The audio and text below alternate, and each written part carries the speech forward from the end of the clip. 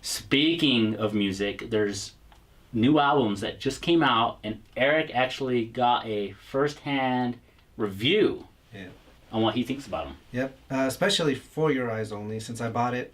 I've been a J. Cole fan since 2012. I really got into him. He's a great rapper, and I like what he talks about. I could relate with him with a lot of stuff. And this album, it was great. I love it. It's not a banger. It's not a go out to the club type of album. It's more of a reflection type of album, and that's what I like about him, because he really like gets into your feelings a little bit, and he really makes you think about stuff, and makes you really like self-love pretty much. And he even had controversy with this album too, because he had two beats. One of them, obviously, he actually did get permission from another rapper, Joey Badass. Some of you guys might know. And also he got another beat, which he, I guess, had owned it first. And then the producers got in a little argument. They're all like fighting, saying who took it from who first. And he took the beat from Bryson Tiller. But it was actually Bryson Tiller took it from him. And so he just released it, said fuck it. And now there's a controversy going around, but it's awesome. Both songs are awesome, but they're both different. So what makes... Okay, so like, here's the problem with today's generation, the kids. What are the kids listening to now?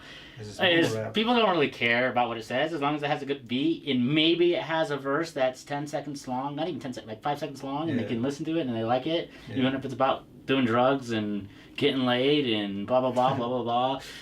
That's what the kids care about. But obviously this is different. What makes these albums different to what's garbage we have out in the world? I mean, look, I know people like it, people getting mad. And obviously it's true, music is universal. There's no good and there's no bad, but you can't just keep listening to like club anthems and repetitive stuff. It's good to sit down. It's like reading a book pretty much with these guys, because they put a lot of wordplay. They actually have meaning towards the music. They have a meaning behind the music, and they really make you reflect, and they really make you think about what's going on around the world. Cool. Yeah. So yeah, I love what he's doing. I love what he's been doing. He's awesome.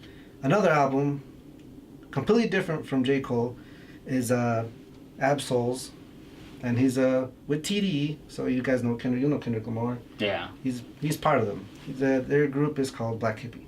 Okay. And he's awesome. He's also very, very big word player.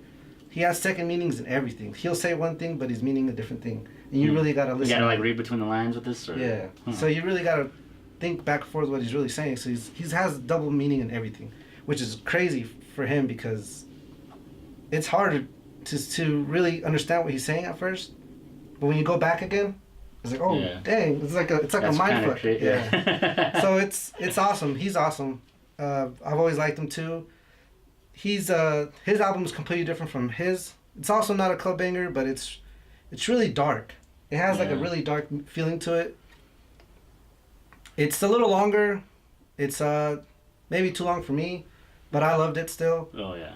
And compared to J. Cole's, because J. Cole's is like less than an hour. Being dark, I mean, am I gonna go home and like cut myself dark? Nah. It's just dark. It's like makes you feel a little sad, because he's had a sad past life too. Yeah. And he also talks about his life a lot. But he kind of does a little more drugs. So it's kind of that type of dark. He's got, like I said, he's gone through struggles. His girlfriend died. Yeah. And he's been talking about that. And anyone that's gone through that could relate to him a lot. Yeah. And they've been both, it's been like over 2 years since they both dropped an album, so they're very anticipated. Everyone's happy. The fans were happy. Did you see that meme about the Sandy Hotel? Sandy Hotel. Yeah, I guess some people didn't like the J. Cole album because they thought it was too slow for them. And they put up a meme on Twitter. And they said if J. Cole's album's putting you to sleep, to come stay at Sandy. I was like, wow, are you serious? Yeah, I'm a big fan, so I was like a little triggered. And but it's pretty funny. Yeah, it's funny. It's just this guy's like the meme king. He's the one that does all of our memes on our website. Erick Matoes right here. Let's ask one more question about the albums. I think you were telling me something about a documentary. Oh yeah, J. Cole dropped a little documentary. It was a Tidal exclusive at first. Jay-Z's company, obviously he's Rock Nation, so it was there for like 4 days, and then obviously it got leaked, and then a little short after that, it got on YouTube for us patient ones, and it was cool. I mean, if you're a big fan, you'll probably like it. If you're not a big fan, you probably won't bother even looking at it. It's just how artists get together, how different instrument players get together and make beats. It's like the whole raw experience. It's really cool, and there's 2 music videos in it too.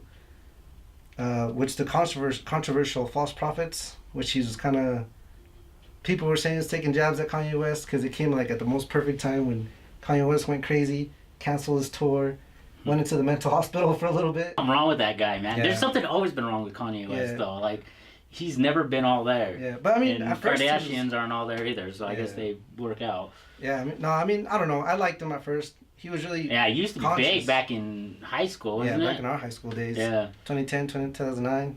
He was awesome. I mean, he made conscious rap too. He had a meaning to everything, and now he's taken a different route with his music, but it's still listenable. I like some of his albums, but it's not what he used to be, and I think that has something to do with whatever they gave him. Some Hollywood water, I don't know. Yeah, see, this is now we're going into some like controversy, conspiracy stuff, which we're actually gonna get into later in the show. But another thing I wanted to ask is, if you had to pick, which album was better? Could you? I can't really say. Nobody's gonna kill you. I'm a little biased. Like I said, I'm a big J. Cole fan. He's been my favorite since 2012, so I lean on his. But I like Absol too. He's great. He's very underrated, I think, because only other rapper that people say could be better than Kendrick is Absol. Okay. But his last album was kind of a bit of a flop, and but I think he made it up with this one. That's for sure. It's awesome. I'm gonna say J. Cole, but I know people love Absol, and I loved it too. It's just as awesome. Another thing, personally, do you go out and physically buy the albums? Yes, I'm old school, so I still love buying CDs. I just love the feeling of that you actually bought a physical copy of it. I mean, it comes with a booklet. You know, they put pictures. They put their sweat and tears in that. And just buying the digitals is not for me. I was gonna say, like, don't be doing that pirating, kids. But I remember when we were the LimeWire and all that. Viruses, computers were shut down. Yeah, man. Yeah, don't do that. Go buy the album. Support your artists, right? My old computer's a potato now. Follow us on Facebook at Media Crossover and on Twitter at Media_Crossover, as well as change your following option tab on the Facebook to see first, to get all of our stuff updated to you first. Also, make sure to catch the show live on our Facebook page every Tuesday, as the crossover airs through Facebook Live at 8 p.m. Mountain Time, as our MCE block of programming will air throughout the day leading up to the show, this show. I guess that's it, right? Yeah, that's it. Until then, this is Erick Matoes, and I'm Jesse Valdez, plugging you into everything that matters.